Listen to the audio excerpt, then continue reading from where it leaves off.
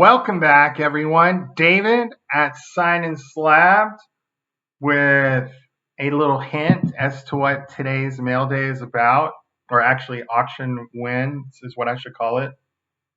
But before we get into it, if you like this content, please hit subscribe, hit like, ask me any questions, make any comments below. I will do my best to interact with everyone on it. And with that out of the way, let's get into this. The Mercury 7.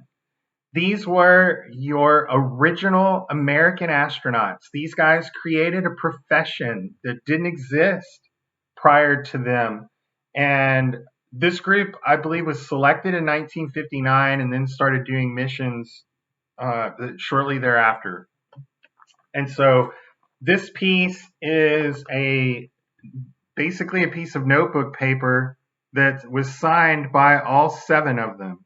So from top to bottom, we will go through. You've got Gordon Cooper, John Glenn, Deke Slayton, Gus Grissom, Scott Carpenter, Wally Schirra, and Alan Shepard.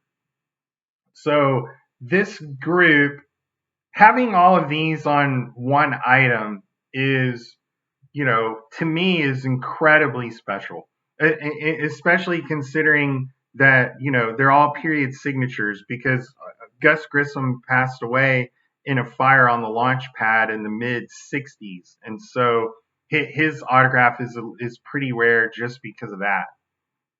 But, to have all these guys, your original astronauts on one item, and it came with a JSA letter of authenticity. So I got, for those wondering, I got this out of a recent Goldin auction.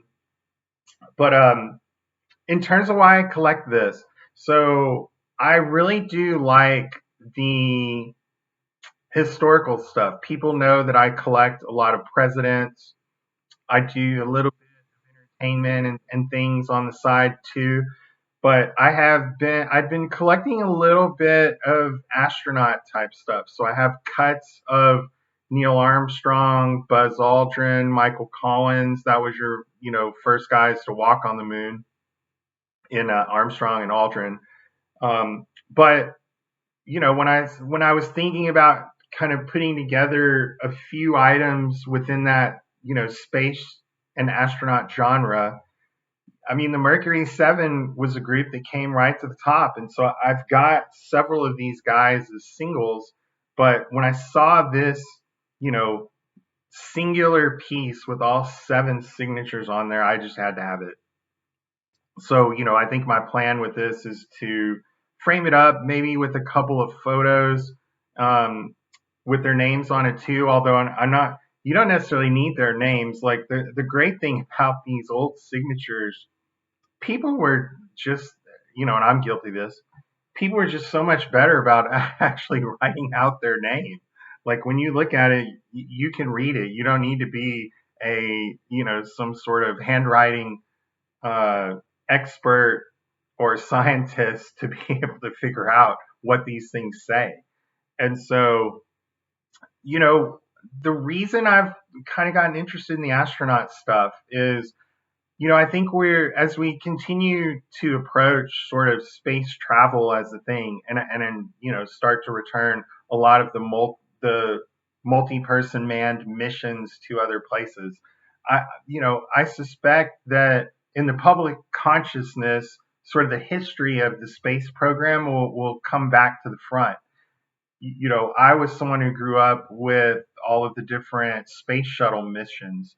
And, I think for people like me and even I know back in the 60s and 70s, as these guys were, as astronauts were, doing all these missions, it started kind of be taken for granted, like that it just how hard it is to, put a person in a craft and put them out into space and then get them back returned safely. And listen, we see that even now with some of the rocket technology and things that are being tested by Elon and some of the other folks.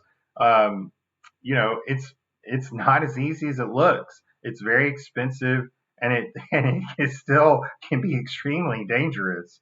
We've lost sight that people go up to the International Space Station and stay out there for a while and then come back safely. That's not actually that easy to do. It seems easy, but in reality, the number of people that have done that over the course of human history is still quite low, very rare. And so when I think about these Mercury 7 guys, they have an incredibly long list of accomplishments. I won't go through them all, but some of them are like first person into space, first person to orbit the planet, first person to, pilot a multi-person crewed mission into space. And at one point, John Glenn was the oldest person to have traveled into space.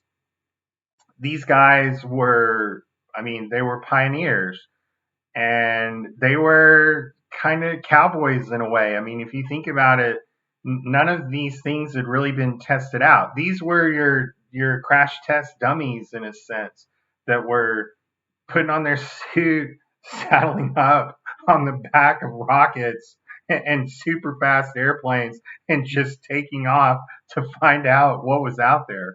To me, that's just it's unbelievable to think about the things that they were willing to try and ultimately accomplish in sort of the name of science. So to be able to have a piece like this, again, museum quality piece, in my opinion, if I put the display together correctly, there's just an unlimited number of stories that could be told, and learning that could be done, remembering who these guys were, what they did, and how important they were, back 50 years ago now. And so, anyway, I hope you like this. I'm certainly thrilled with it. This immediately jumps into top 10, maybe top 5 sort of individual pieces in my collection. I feel like not from necessarily the value perspective, but just the historical value and the storytelling value that comes along with a piece like this. It's really hard to replicate in the hobby. So anyway, I hope you think this is cool. I will be back soon with some more auction wins and some PSA subs and some mail days. So I got a lot of stuff coming. So check back often. And as always, until I see you again, Science Lab signing out.